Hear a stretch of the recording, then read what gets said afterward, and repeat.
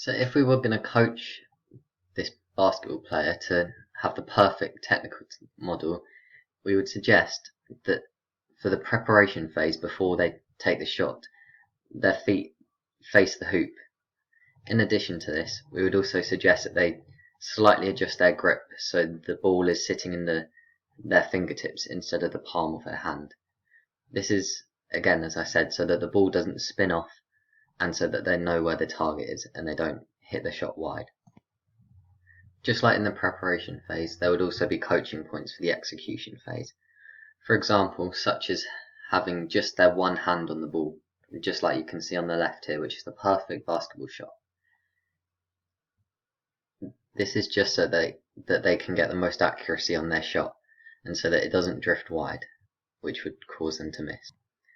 Similarly, on the recovery, there wouldn't be many technical points, as there isn't much to do with this phase of a basketball free throw. However, if they were in a game situation, we would suggest that they return back to the ready position so that they are able to push off quickly and therefore change direction and get back in position. Now to evaluate the technical model. There are many advantages and a few disadvantages to using this. One advantage is that it does divide each skill into clear individual phases. This is so that it is a lot clearer on how to perform the skill and how to coach it. In addition to this, details can also be spotted by using a technical model.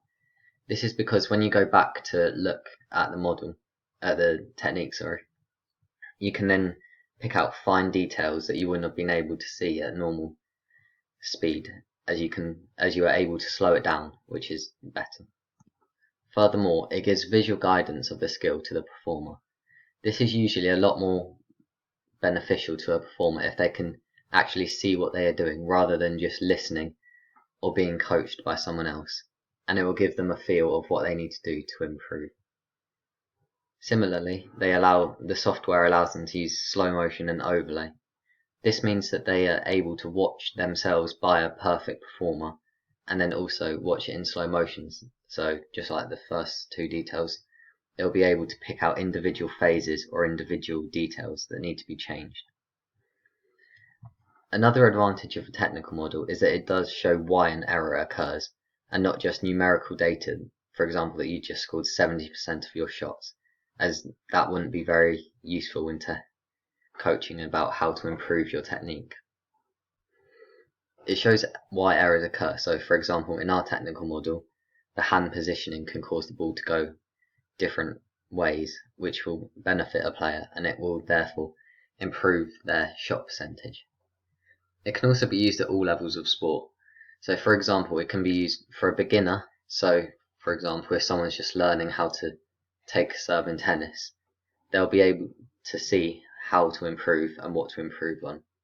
And it can also be used for professionals and elite performers, as they are then, just like beginners, able to go back, rewatch, and have verbal and visual guidance about the skill.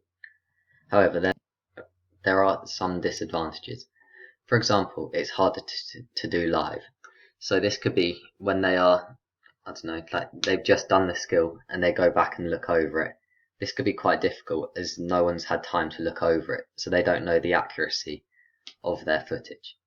It also requires the coach to have knowledge of the sport, as that they need to be able to coach individuals about how to do it, rather than just say random things. Also, some equipment can be expensive. For example, cameras. This wouldn't be a problem at elite level performance, as there is a lot of money now invested. However, for people like beginners, it could be quite hard. However, it's not really much of a problem anymore, as most people have access to a phone that they are able to record and go over it again. The main disadvantage, though, with this model is that quality can be confused with success. This is because the perfect technique might not always suit the player, or it might not always be their most successful. For example, someone's technique could be awful compared to the perfect technical model. However, they might have a really high percentage of scoring, or they might be very good with their technique. So therefore, the model might not be perfect for everyone, as different techniques can cause different outcomes.